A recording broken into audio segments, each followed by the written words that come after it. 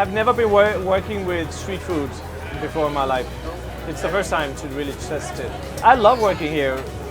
It's the same spirit as in a kitchen, you know, there's no difference. Working in the mobile kitchen here has been really more amazing than I would expect it to be. It's actually really set up efficiently, so it's actually worked out really well.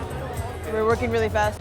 My vision for the future of street food, I would say everyone who does street food has an amazing truck like this. I think the quality of street food would increase dramatically if everyone had a setup like this. I think you're going to see more people doing a bit more aggressive things, not just tacos and chicken. Los Angeles, they're crazy. They do proper dishes out of street food carts. Next level.